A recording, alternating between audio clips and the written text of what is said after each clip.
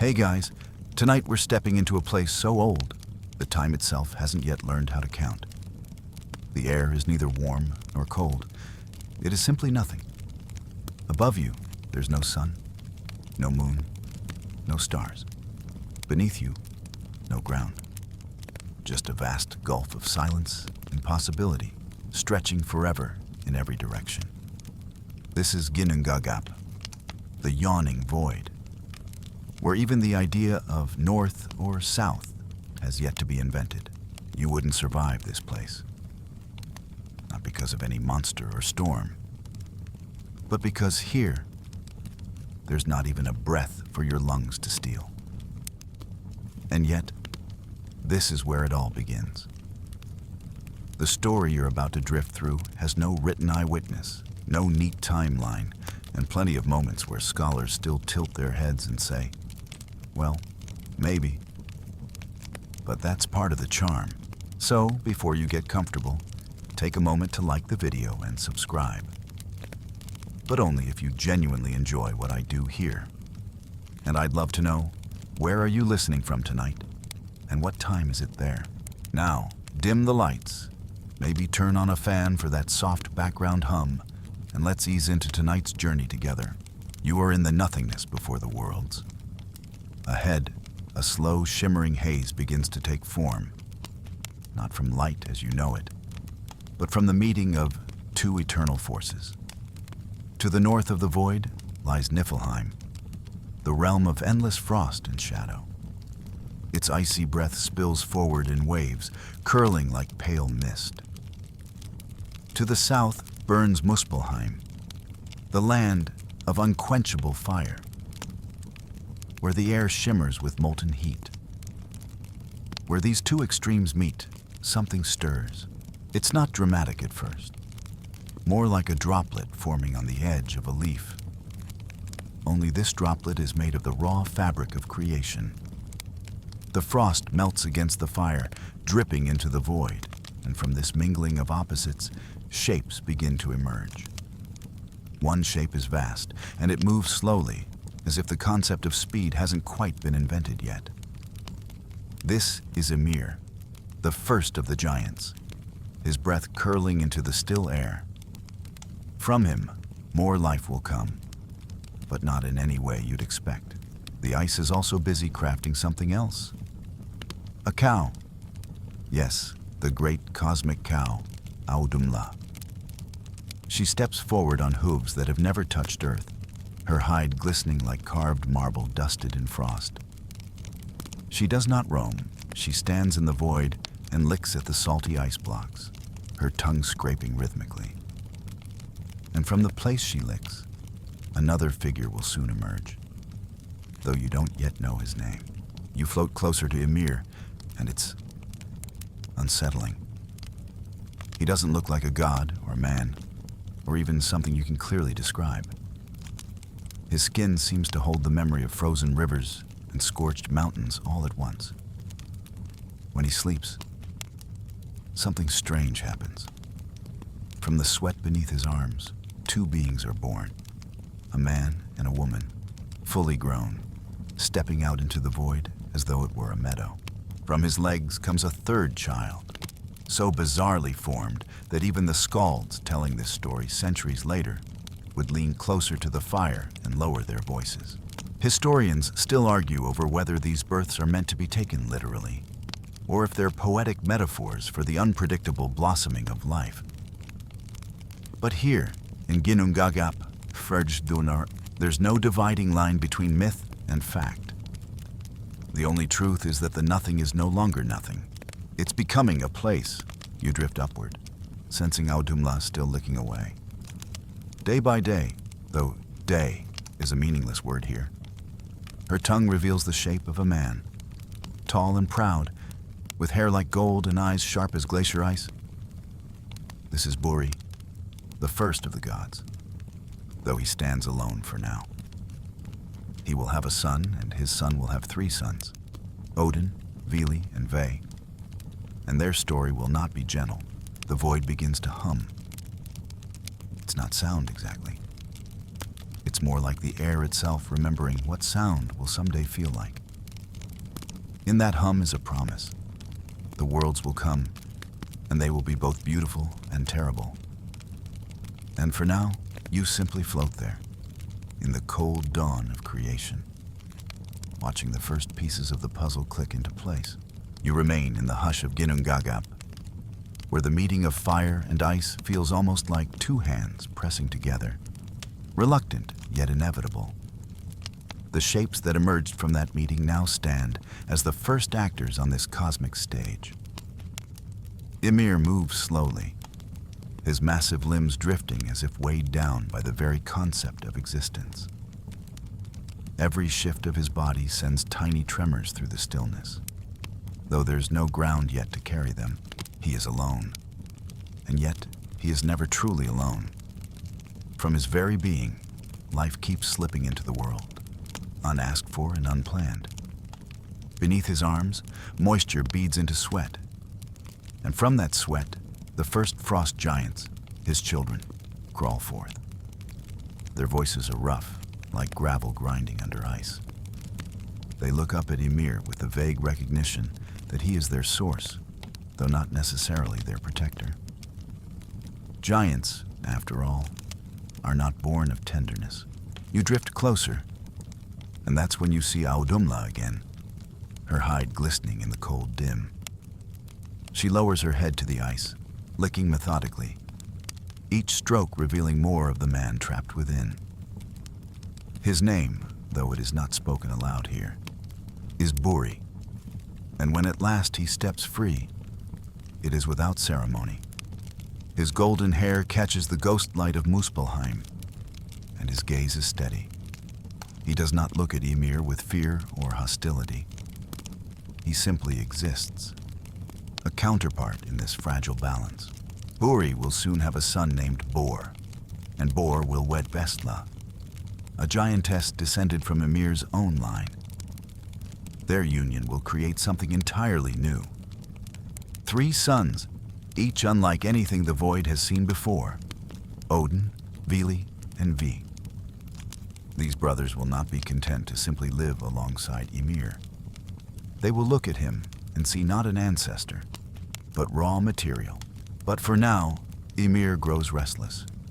The frost giants multiply, crowding the empty space, their voices overlapping in a language that feels more like shifting glaciers than speech. They are strong, but their strength is slow, patient, and ancient. The fires of Muspelheim flicker far away, and it is easy to forget they are even there, until a faint warmth brushes your cheek. That warmth carries with it an odd thought. Perhaps nothing stays still forever. Perhaps the cold will give way to something else. Ymir does not sense danger, though. He is too large, too certain. But the younger beings watch him with eyes that flicker with intent. Odin, though still not fully formed in our vision, already carries the weight of foresight in his gaze. Some historians suggest Ymir was not merely a being, but a metaphor, representing chaos, the primal state that must be destroyed for order to rise. Others insist the myths speak of a real belief in a tangible giant, one whose body would one day become mountains and seas. The truth? It lingers somewhere between story and symbol. You drift back, feeling the hum of the void deepen into something heavier. It's like the pause before a breath, long, drawn out, holding 1,000 possible outcomes. And in that pause, you realize the balance here cannot last. Fire, ice, and flesh do not sit quietly together forever. Something, someone, will tip the scales. When that moment comes, the first true act of creation will not be a gentle bloom. It will be a breaking, and you will be there to see it. The pause ends with a decision, though if you were to ask later, no one could tell you exactly when the thought took root. The 3 brothers, Odin, Vili, and Ve, no longer children, but not yet gods as we think of them, move through Ginnungagap with quiet intent. Their footsteps are noiseless in the void, yet each one feels like a drumbeat building towards something irreversible. Ymir rests nearby, his body stretched across the endless emptiness like a drifting continent. The frost giants linger around him, their shapes like jagged shards of glacier. They do not sense danger. They have never needed to imagine such a thing. But Odin has been imagining it for some time now. You watch as the brothers draw closer to Ymir. They carry no crafted weapons. Those belong to later ages. Instead, they move with the surety of beings who know the void will side with the one bold enough to act. Vili's hands flex, and Ve's eyes dart toward Odin, waiting for the silent cue. When they strike, it is not quick. It is the slow, inevitable toppling of something ancient and vast. Ymir thrashes, his body colliding with the unseen boundaries of the void. You can almost hear it. The creak of ice under pressure. The distant hiss of steam where Muspelheim's heat grazes Niflheim's cold. His blood, if that is what it can be called, flows freely. Not crimson, but a dark, heavy flood that surges into every corner of Ginnungagap. That flood drowns most of the frost giants. A few survive, carried away on the strange tides to places the brothers will not see for many ages. Among them is Bergelmir, whose descendants will trouble the gods again. When Ymir is still, the void changes. The three brothers look at one another, and without words, they begin to work. From Ymir's immense body, they shape the world. His flesh becomes the soil, rich and dark. His bones are raised into mountains, their peaks catching the first hints of imagined sunlight. His teeth scatter into boulders and cliffs. From his skull, they fashion the dome of the sky, setting it high above and holding it in place with 4 pillars, each named for a cardinal direction that has only now come into being. Ymir's blood becomes the oceans, vast and restless, lapping at the new shores. His hair spreads across the land as grass and trees. Even his brain finds a place. It is cast into the sky, forming clouds that drift in shapes no one yet knows how to read. Historians have long debated whether this act was seen as violent murder or sacred sacrifice. Was Ymir a tyrant overthrown, or simply the necessary seed of the world? The myths themselves do not answer, only showing you this image. 3 figures standing in the first dawn over a world they have made, breathing air for the very first time, and yet their work is not finished. The world is empty, silent, a shell without a pulse. Odin looks out across it and feels something missing, not just life, but purpose. That will come soon enough. For now, you watch the brothers set the stage, unaware that in shaping the world from a giant's corpse, they have already set in motion the endless cycle of creation and destruction that will one day bring them to their own end. You drift forward into this newborn world, the raw scent of salt water and fresh earth lingering in the air. It is not yet the world as you know it. Its edges feel too sharp, its horizons too clean, like a painting still drying. The 3 brothers stand at its heart, and their work turns now to arranging the spaces within it. From the center rises something remarkable. Yggdrasil, the world tree. It's not planted the way mortals plant things. It springs upward as though it has been waiting just beneath the surface all along. Its trunk is impossibly wide, its bark the color of weathered silver, its leaves glimmering green, even though the sun has not yet been placed in the sky. Roots extend in every direction, each one burrowing deep enough to touch the bones of reality. They do not stop at the soil. Some push through into hidden places, curling around wells, others into the mists, others into realms not yet fully born. You trace the sweep of its branches and realize they cradle 9 distinct realms. Closest to the tree's crown is Asgard, the home of the Aesir gods. The air there feels bright and strong, the way a clear winter morning feels when you breathe it in. Midgard lies further down, a broad, open world that will someday belong to humans. Around it stretch oceans that seem endless from here. Far along another branch lies Vanaheim, lush and fertile, its meadows and rivers whispering a different kind of power. Older, more rooted in the rhythms of the earth. Opposite it, in a realm of unbroken night, is Jotunheim, home to the giants who survived Ymir's death. Its mountains are jagged silhouettes, its air sharp with frost. Beneath all of these, your gaze falls into darker reaches. Niflheim spreads like a frozen desert, where mist rolls endlessly over plains of ice. Muspelheim burns far away, its skies rippling with heat, the silhouette of Surtur, the fire giant, barely visible in the glow. Then there is Alfheim, bright and strange, home to the light elves, and its shadowed counterpart, Svartalfheim, where the dwarves work in deep stone halls.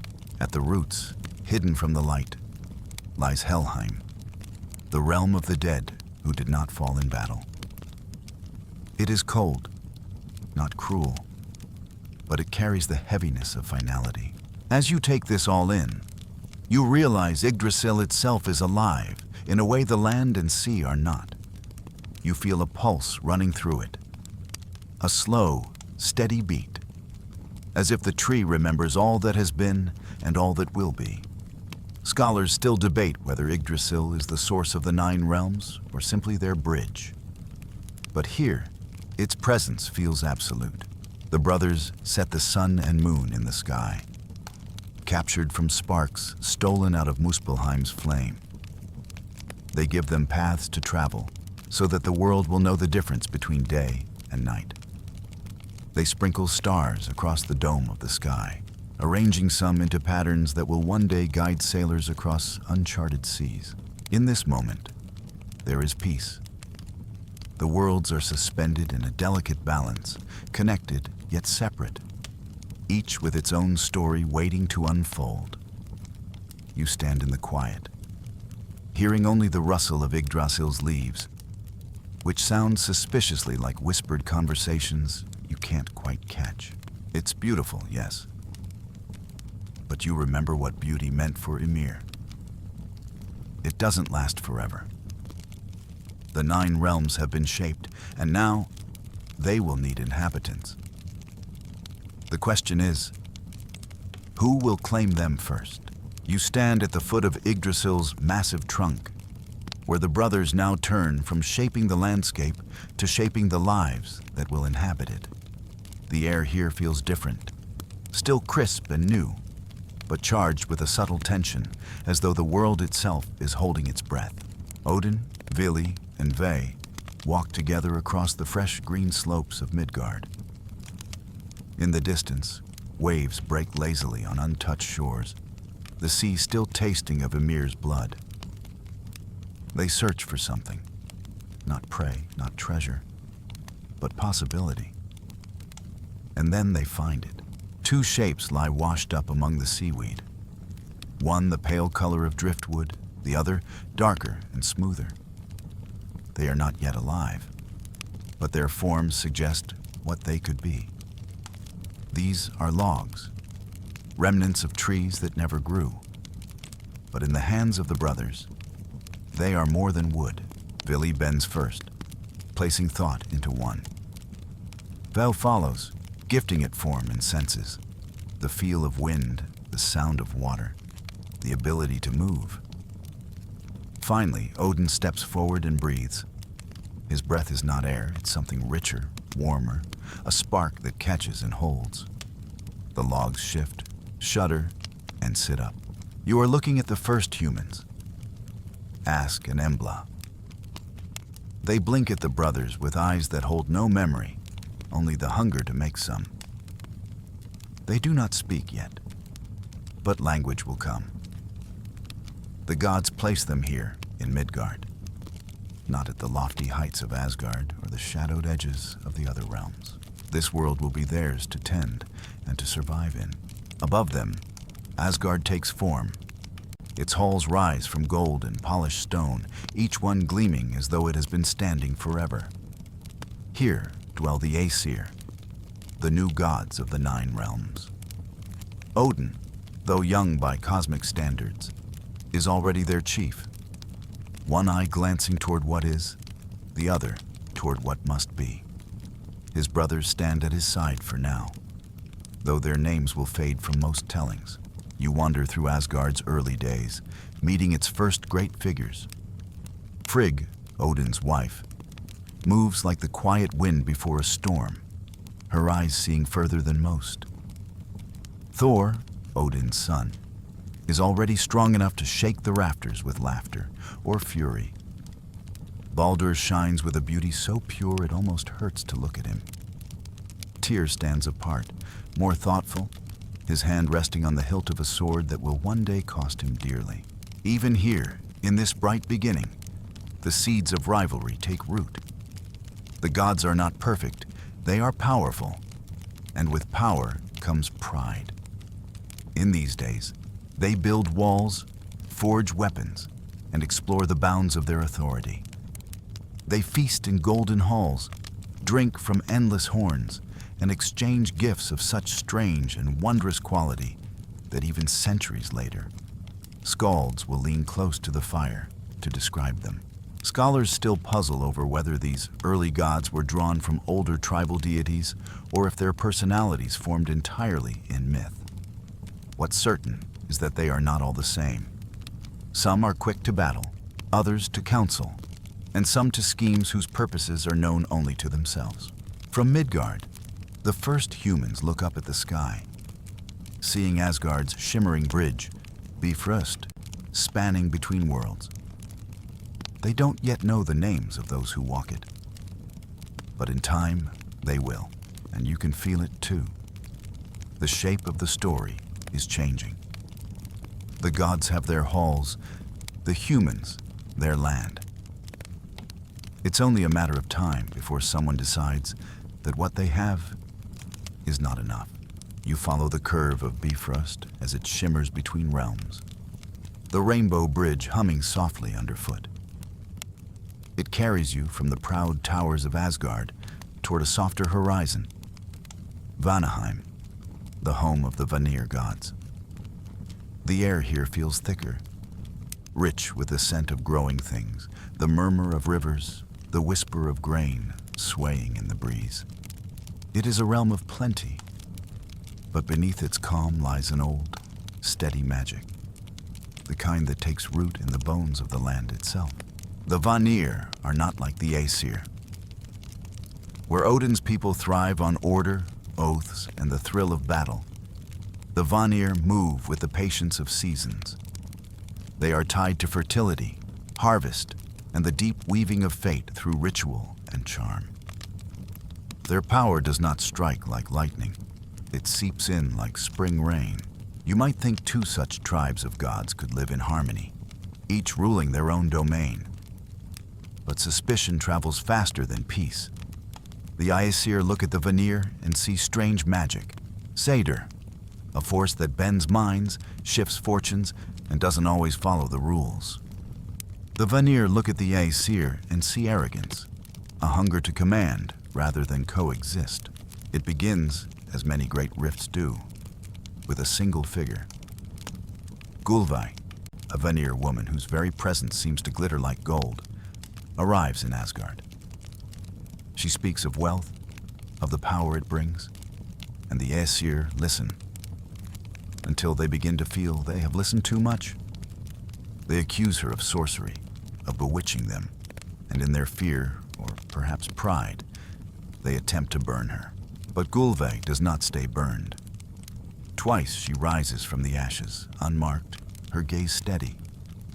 The third time, she stands again, and now the Aesir understand.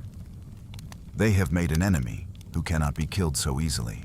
The Vanir demand reparation. The Aesir refuse. Words give way to weapons, and the first war between the gods begins. You watch as Bifrost falls silent. Spears fly, Magic twists the air. The Aesir strike with iron and fire. The Vanir answer with curses that rot crops, with storms that tear at the sky. Neither side can win, and neither will yield. This is not a war of annihilation. It is a war of stubbornness. After long seasons of stalemate, the gods agree to peace, but not without terms. Hostages are exchanged to seal the truce. The Vanir send Njord, god of the sea and wind, and his children, Freyr and Freya, to live in Asgard. In return, the Aesir send two of their own, Honir, tall and seemingly wise, and Mimir, the keeper of unmatched knowledge, to dwell in Vanaheim. The exchange changes more than anyone expects. Freyr brings the Vanir's fertility into the heart of Asgard, ensuring fields thrive and peace holds, for a time. Freya carries cedar into Odin's hall, teaching him its art despite its mistrusted reputation. Odin learns quickly, though the whispers about him change as a result. In Vanaheim, Hönir is exposed as less wise than he appears without Mimir's counsel. And when Mimir is eventually killed by the Vanir in frustration, his head is sent back to Odin, who preserves it with magic, still speaking, still advising. Historians wonder if this tale reflects the merging of different Norse tribes long before the myths were written. Whatever its origin, you feel the truth of it now. The Aesir and Vanir are no longer two peoples, but one uneasy family.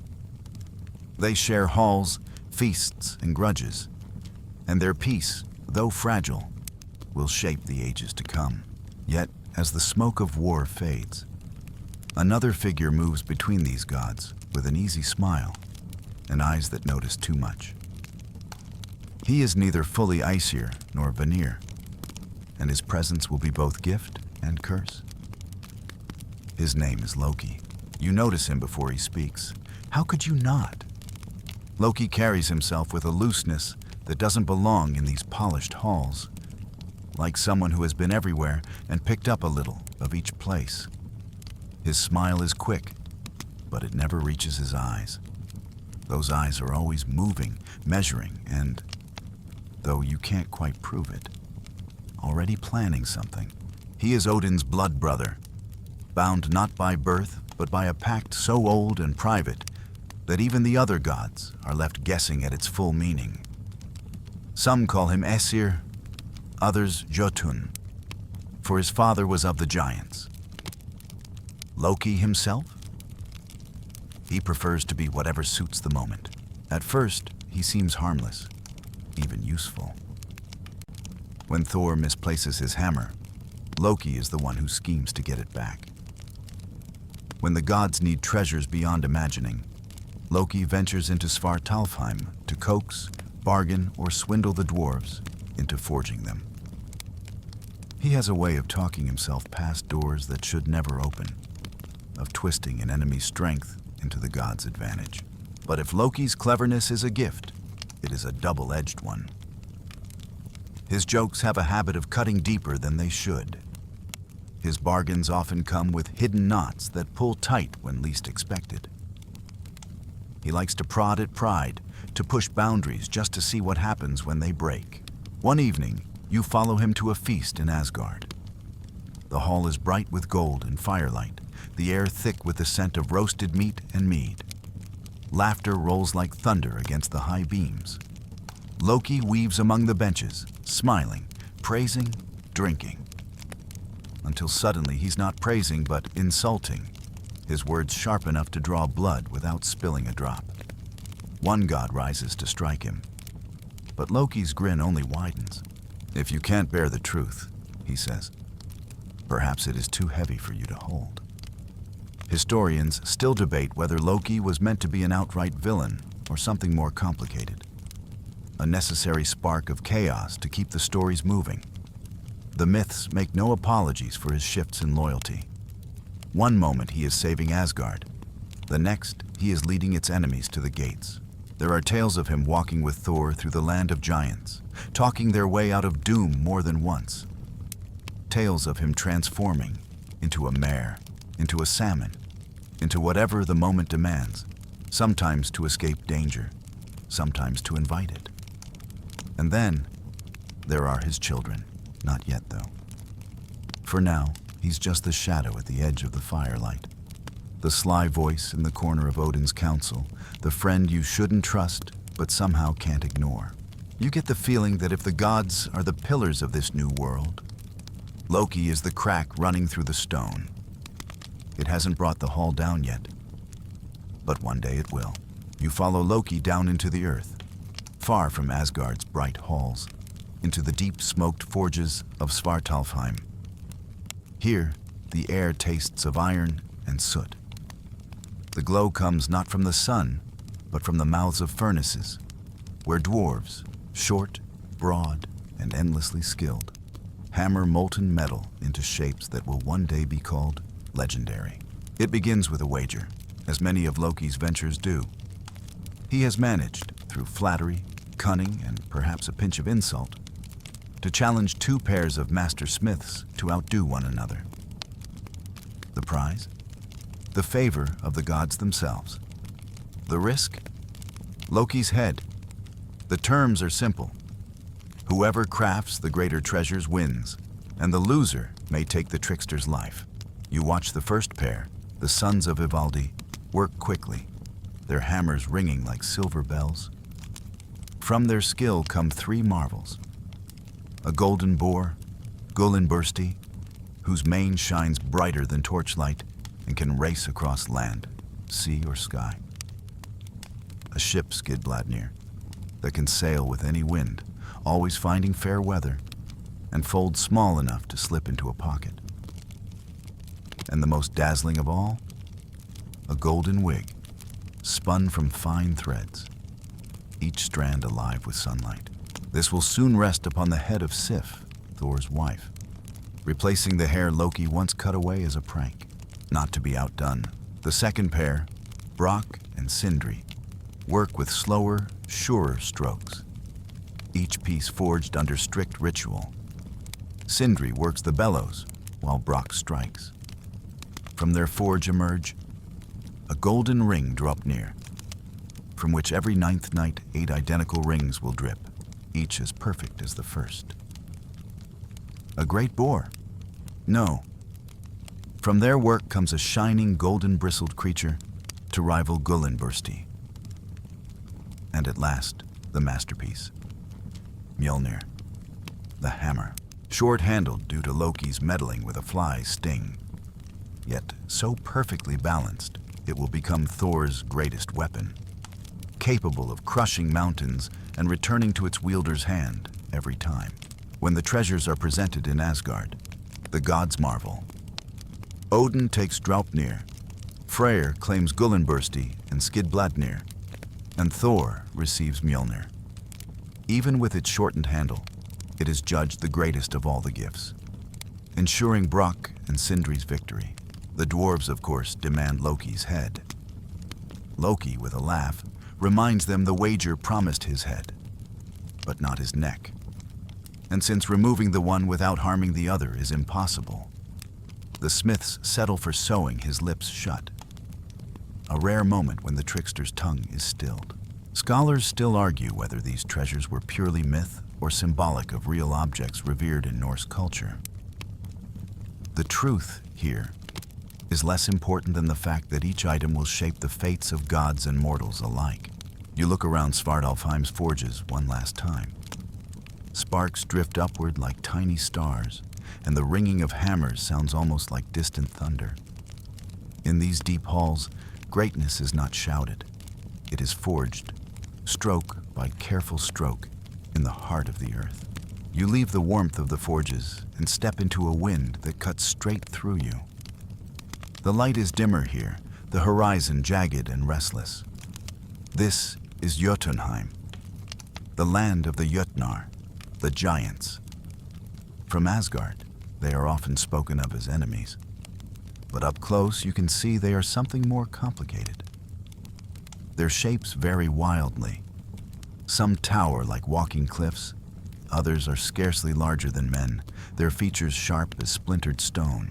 The Jötnar are old, older than the Aesir, older than Asgard's golden towers. Many are descended from Ymir himself, survivors of the flood of his blood. They know what it is to endure, to live in a place where the mountains bite with frost and the rivers run hard and fast. You travel through their land, past crags that look like the bones of the world, and forests so dense that even the wind has trouble finding a path. There's no one voice here. Some Jötnar live by brute strength, others by wit, and more than a few by careful neutrality. The trouble is that Asgard rarely treats them as anything but threats, and yet alliances form. Odin himself has sought out giantesses as lovers and wives. From such unions have come children who walk between worlds, neither fully god nor giant. Loki, too, shares their blood. Thor, despite his lifelong feud with giants, will sometimes drink with them, right before smashing their skulls in battle. One such encounter you witness is not war, but contest. Thor and Loki travel to the hall of Utgarda Loki, a giant king whose cunning rivals any gods. There, they are tested. Loki in an eating contest against wildfire itself.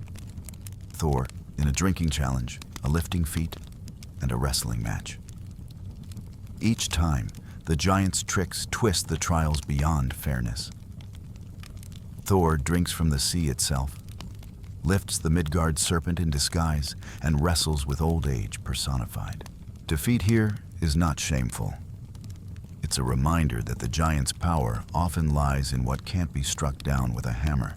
Historians sometimes see the Jötnar as more than monsters, symbols of nature's raw, untamed forces. The Aesir may build walls and order the realms, but the giants embody the wild that refuses to be fenced in. As you stand on a high ridge, looking out over Jotunheim's expanse, you realize the gods and giants are not opposites so much as reflections. Each defines itself against the other, locked in a cycle of rivalry and reluctant respect. The wind from Jotunheim still clings to you as you step into a quieter, stranger space. The air here feels thick, not with mist or frost, but with a tension that presses against your skin. You know before you see them that these are not ordinary beings. These are the children of Loki.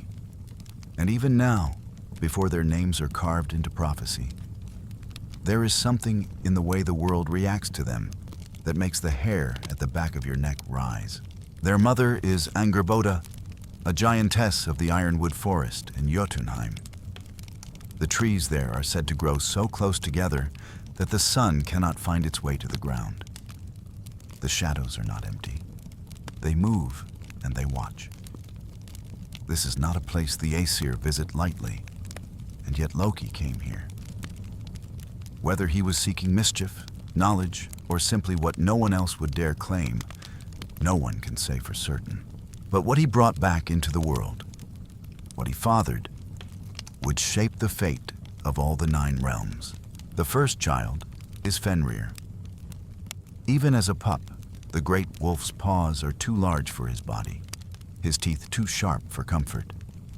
He grows faster than seems possible, strength piling onto his frame like storm clouds stacking over the horizon. In his yellow eyes is a cunning that no animal should possess, a spark that makes even the gods uneasy. The second is Jörmungandr, the Midgard serpent. When he hatches, he is small enough to curl around Loki's wrist. But every moment he lives, he grows.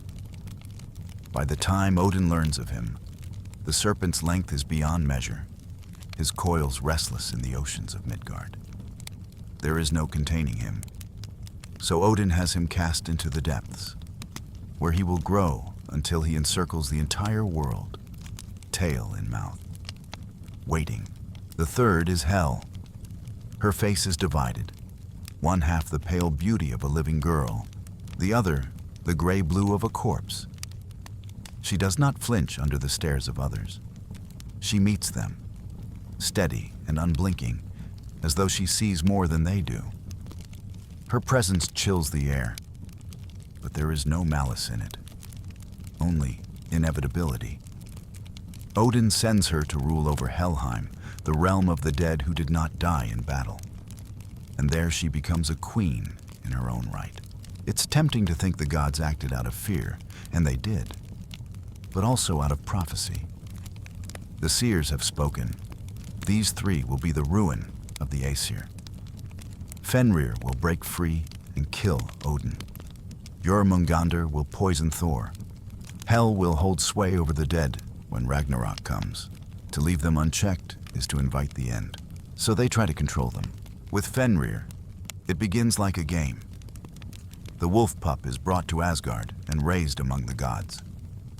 Only Tyr, the god of war, is brave enough to feed him.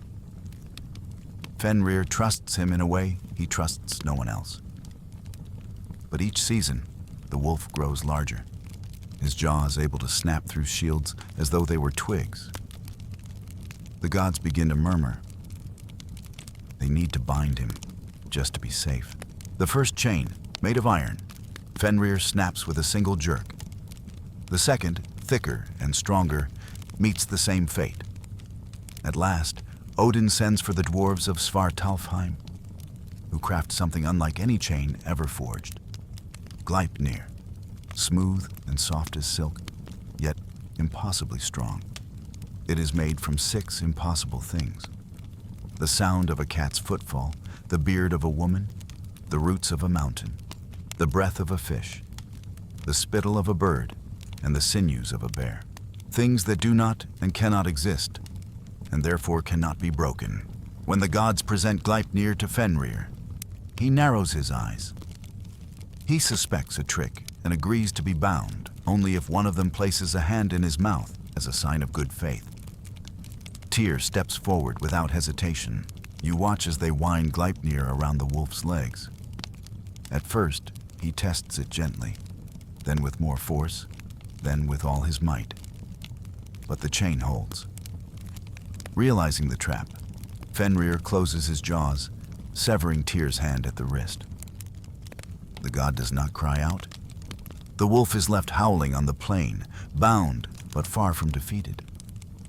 The sound carries for miles, a promise as much as a threat. Far below, in the cold dark of the ocean, Jörmungandr stirs. His coils shift against the ocean floor, sending ripples to distant shores. He has no chain, no prison, only the weight of his own enormity keeping him in place. There are sailors who swear they've seen a vast shape in the waves, a ridge that moves against the current. And then the sea goes still again. Thor has already marked the serpent as his foe, but their meeting will not come until the world itself is ready to break. In Helheim, Hel receives the souls of the dead who were never sung into the halls of Valhalla. Warriors who died in bed, farmers, children, wanderers, all pass through her gates. She rules without cruelty, but without warmth. In her realm, there is no feast, no battle, only the quiet weight of eternity. Historians sometimes read these children as symbols. Fenrir as unchecked destruction, Jörmungandr as the unending cycles of nature, Hel as the inevitability of death. But here, in the weave of the myth itself, they are not symbols. They are living, breathing forces, and their story is still unfolding. You realize that no matter how tightly the gods bind their enemies, no matter how deep they cast them into the sea, or how far they exile them to the edges of the realms, the threads of fate have already been knotted. The day will come when every chain breaks, every exile ends, and these three will walk, or coil, into the heart of the final battle. For now, they wait. And in their waiting, the 9 realms turn. The leaves of Yggdrasil whisper, and the gods go on feasting and ruling as though they have all the time in the world. But you've been here long enough to know better. In Norse myth, every bright hall casts a shadow. The shadow doesn't always come in the form of a giant army or a world serpent's coil. Sometimes it's smaller, subtler, slipping in over the rim of a mead horn, or under the echo of laughter in a golden hall. You can feel it now as you walk into Gladsheim, the great meeting place of the gods in Asgard. Torches flare against polished wood. Long tables are heavy with roasted meat, bread still steaming from the oven, and horns of mead that catch the firelight like liquid amber. At the high table sits Odin, one eye fixed on the room and the other lost in thought, as though he's listening to something no one else can hear. To his right is Frigg, serene as ever, her gaze sweeping the hall in quiet assessment. Thor is there too, laughing loudly, his great hand thumping the back of a warrior so hard the man nearly loses his breath. Freyr and Freya are speaking in low tones to Tyr, who cradles his one-handed arm but shows no hint of weakness. Loki is here, of course, moving between tables like a fox weaving through a henhouse. Tonight, his words are all praise and wit, but you've been watching him long enough to know it's only a matter of time before the needle in his tongue finds its mark. Feasts like these are not only for pleasure, they're for bargains. Odin strikes pacts over roasted goose. Freyr secures peace between realms with gifts of gold and horses. Thor settles grudges over shared drink, though more than once those grudges end in arm wrestling matches that splinter tables. These banquets are the oil that keeps the machinery of Asgard turning smoothly. But they are also the stage for its blunders. You notice it first when Loki leans over to whisper something to Thor. Thor laughs, but there's a hard edge to it, like the laugh is hiding the sting of an insult. Then Loki moves on, speaking to Freya, whose eyes narrow ever so slightly before she turns away. It's a ripple, barely visible at first, but in a hall full of gods, ripples tend to grow into storms. The most famous of these storms begins at a feast just like this. In one telling, Loki is uninvited. In another, he is thrown out after some biting remark. Either way, he returns, unasked, and takes a seat among the gods. His words that night are poison dipped in honey. He praises with one breath and cuts with the next, dragging old grievances into the open. He mocks Odin for sacrificing his eye, taunts Freya for the price she paid for her necklace, jeers at Tyr for losing his hand to Fenrir. No one escapes untouched. Historians sometimes call this moment Loki's flighting, a contest of insults that reveals more about the gods than they'd care to admit. It is half jest, half truth, and entirely dangerous. The gods try to dismiss him, but the damage is done. Trust, once cracked, never quite returns to its original shape. And it's not only words that sour Asgard's halls. There are bargains made in haste, promises to giants that backfire, oaths sworn without thinking through their consequences.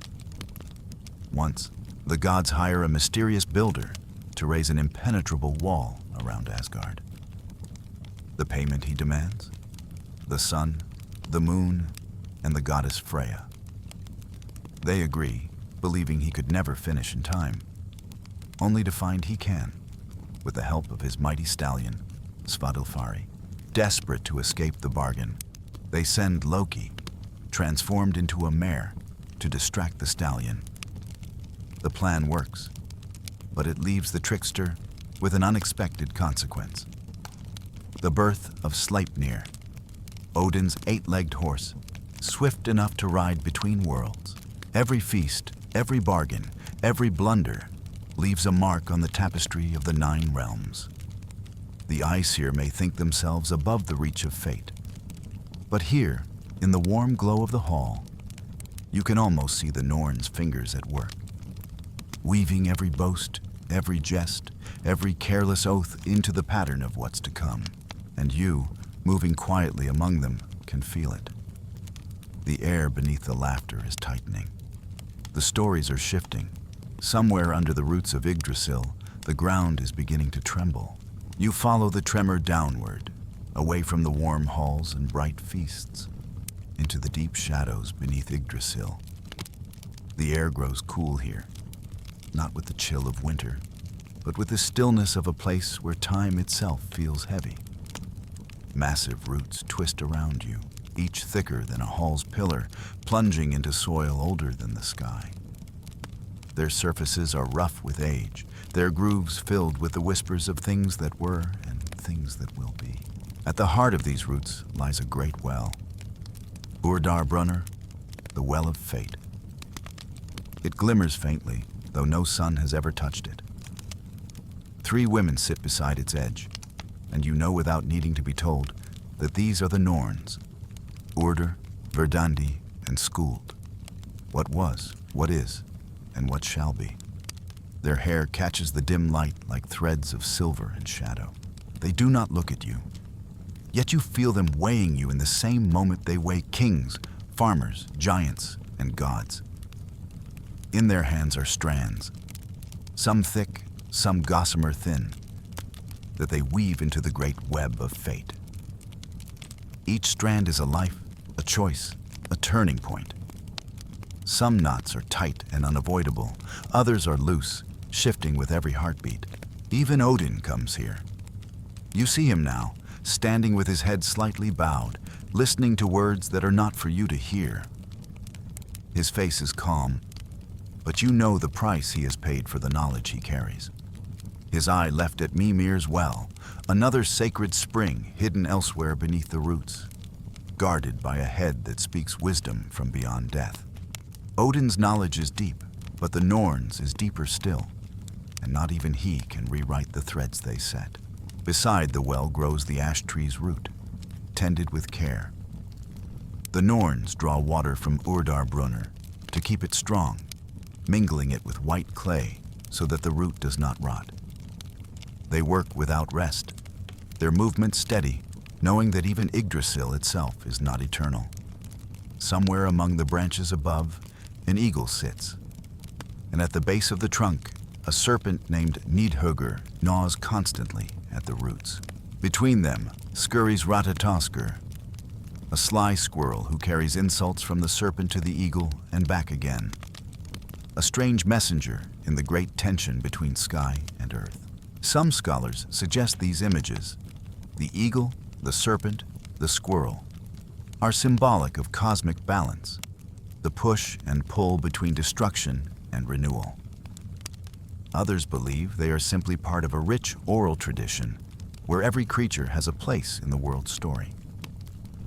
But here, in the hush beneath Yggdrasil, they feel entirely real. Their movements as much a part of the 9 realms as the halls of Asgard. From the Norns, you sense a truth. Fate is not a single straight line. It is a vast web, and every choice sends a shiver through its strands. Some threads are so taut that nothing can alter them. Others sway in the wind, their endings still uncertain. Yet there is one knot that no god, giant or mortal, can undo. The coming of Ragnarok. The Norns do not speak it aloud, but the shadow of it lingers in the air here, as constant as the sound of water lapping against the well. You step back from the roots, the sound of the weaving still in your ears. Above, the branches sway, their leaves whispering like distant voices. You can't make out the words, but you recognize the tone. The world has been set on a path, and the footsteps toward its end have already begun. When you emerge from the cool shadows beneath Yggdrasil, the air feels sharper, heavier. The light has shifted, not gone, but dimmed in a way that speaks of something more than the turning of seasons. Across the 9 realms, things are moving, though no one yet calls it by the name the Norns have always known. The first steps toward Ragnarok. It doesn't begin with a single battle or a shattering sign. It begins with small fractures, each one deepening.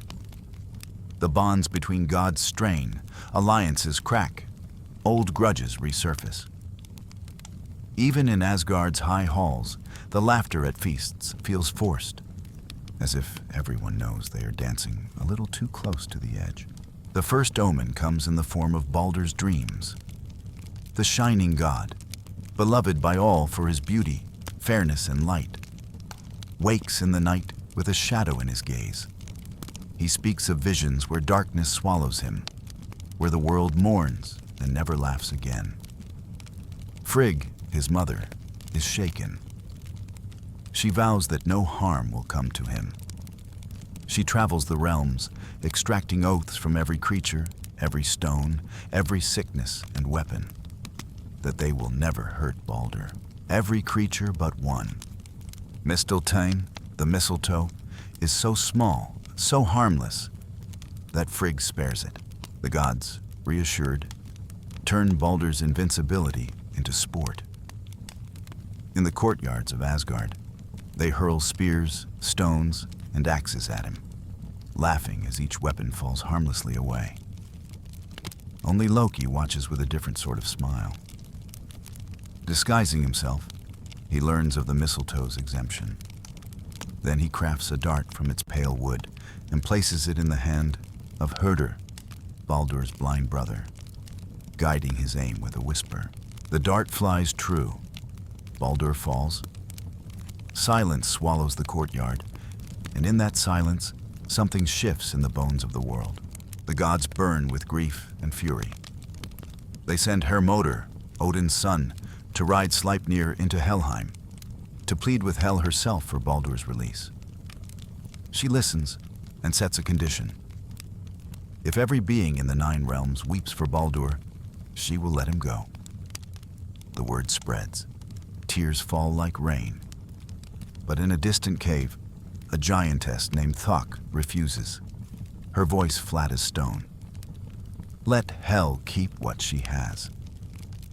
Some say Thok is Loki in another form. Regardless, Baldur stays in Helheim, and the gods know the balance has been broken. Not long after, another wound opens. Loki's crimes stack high, and at last the Aesir move against him.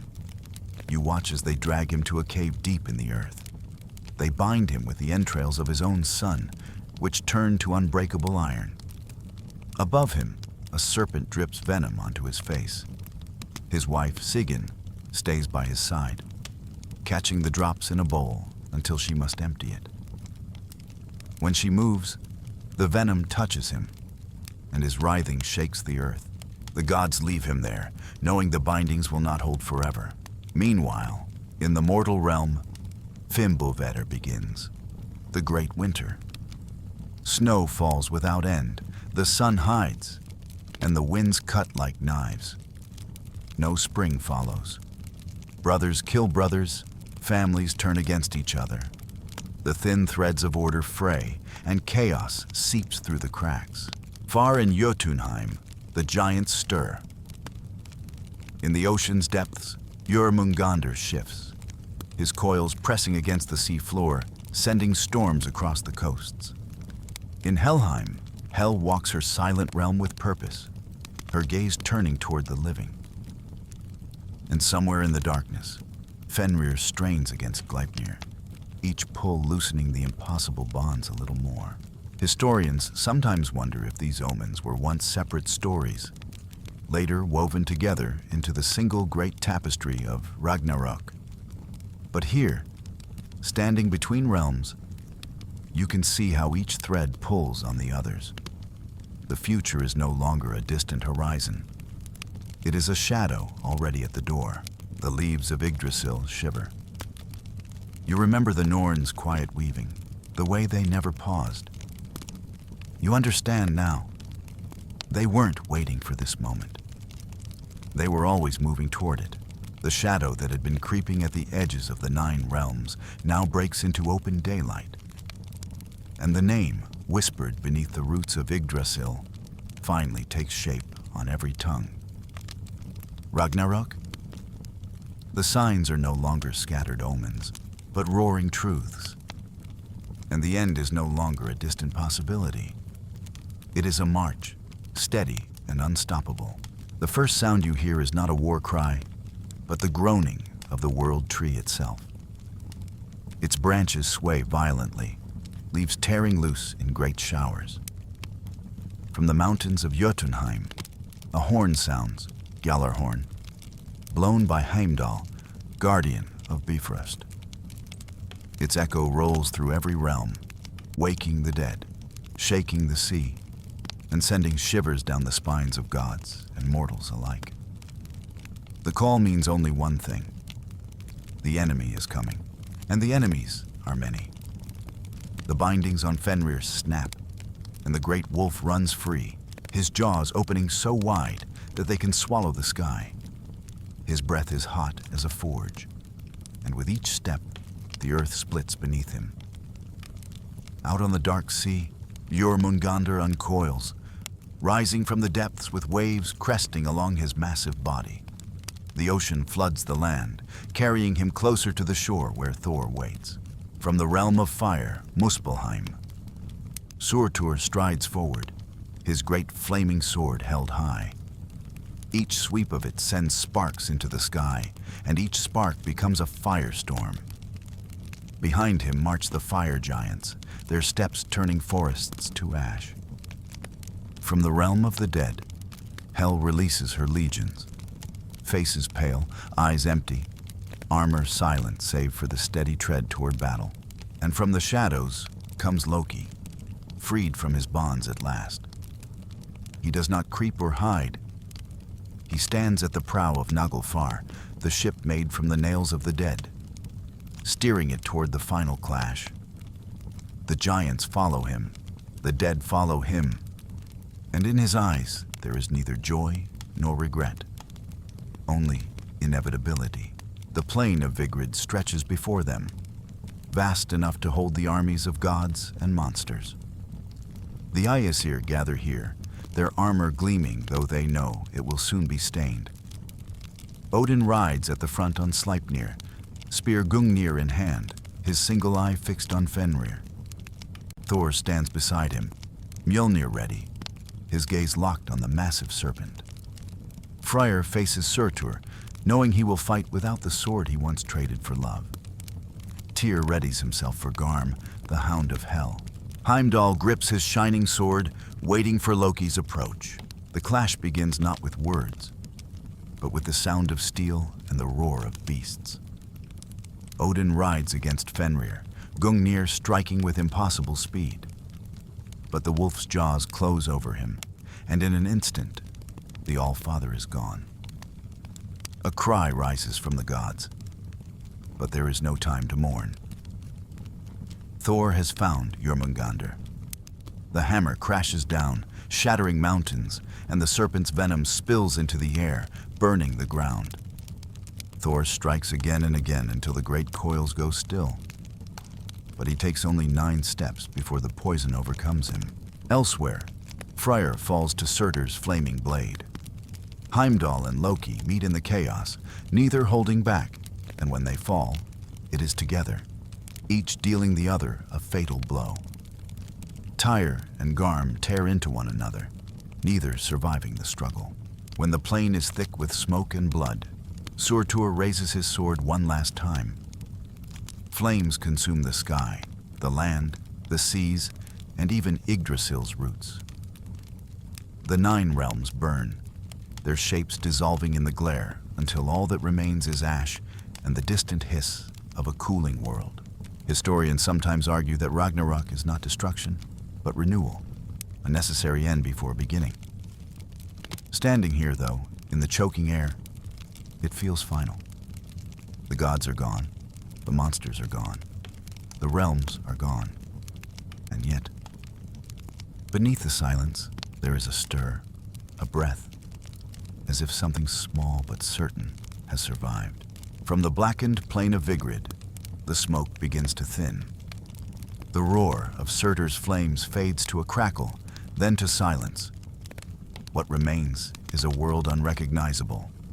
Mountains flattened to ash, oceans boiled away into steam, forests reduced to embers buried under gray dust. The air is heavy, but it is no longer searing. The light is dim, but no longer blinding. At first, there is nothing. No gods, no giants, no serpents or wolves. Only the soft hiss of wind moving across a dead land. But as the ash settles, you see it. A green shoot pushing through the gray. then another, and another. Life, quiet and stubborn, reaching upward without hesitation, as if it never knew there had been an end. From the ruins of Asgard, two figures emerge, Leif and Lifthrasir, mortals who hid themselves deep within the shelter of Yggdrasil's wood during the Great Burning. They step carefully over the cooling earth, blinking against the pale light of a sun that feels new, though it is the same one that set on the old world. They are alone, but they are not afraid. Around them, grass unfurls and rivers trickle into fresh beds, carrying the promise of green fields yet to come. In the distance, other survivors appear. Vidar, silent avenger of Odin, walks with slow, deliberate steps, his sword still in hand, but lowered. Vali is beside him, eyes scanning a horizon that holds no enemy, only possibility. From the sea comes Modi and Magni, Thor's sons, carrying Mjolnir between them. They do not speak, but the weight of the hammer feels different now, not as a weapon of war, but as a tool to shape what must be built. Even Baldur returns, shining as before, stepping out from the shadow of Helheim with his brother Hoder at his side. The bitterness that once bound them is gone, burned away in the great fire. Together, they walk the new land, their laughter soft but sure, as if to remind the world that joy will grow here again. Yggdrasil still stands, though scarred. Its branches are fewer, its leaves sparser, but the pulse you felt at its roots long ago is still there, steady and alive. Creatures stir in its shade, some familiar, some strange, as though the 9 realms, though shattered, are finding new shapes in which to live. Historians often call this the renewal of the world, a return to the innocence before the first wars. But you can feel it isn't the same. This is not a cycle that simply resets. It is a new chapter, written with the memory of what came before. The world has been remade, but it carries the echo of its old self in every stone, every leaf, every breath. As the survivors spread out across the land, the rivers sing their first songs, and the wind carries them into the distance. There are no great halls yet, no feasts, no armies, only the quiet rhythm of beginnings. And in that rhythm, there is peace. Wind down, 300 words. The sun hangs low in this reborn sky, not in a rush to rise higher, as though it too is savoring the stillness. The grass moves in slow waves under a gentle breeze, the sound soft enough to lull even the most restless heart. A few birds circle overhead, not the hunting swoops of predators, but the drifting patterns of creatures with nowhere urgent to be. You walk among the green shoots, feeling the warmth of the soil beneath your feet. Every step leaves only the faintest imprint before the grass folds back into place, erasing the sign you were ever there. The rivers murmur quietly to themselves, winding between stones smoothed by water that has flowed for only hours, yet already carries the patience of centuries. In the distance, laughter carries on the air. It is not the roaring laughter of Asgard's feasts, but something gentler, closer to the sound of friends speaking around a small fire. There is no fear here, no hurry, only the understanding that the world will grow in its own time. The survivors do not look back toward the ruins. They plant their gaze forward, toward valleys still empty and skies still wide. The memory of what was will always be with them, but it rests now like an old story told beside a hearth. Familiar, bittersweet, and no longer a wound. Above it all, Yggdrasil's leaves whisper in the breeze. The words are too faint to catch, yet their tone is warm, like the closing line of a tale that has been told and retold until it no longer brings sorrow. You stand for a while longer, letting the sound and the light fold around you. until even the thought of endings feels far away.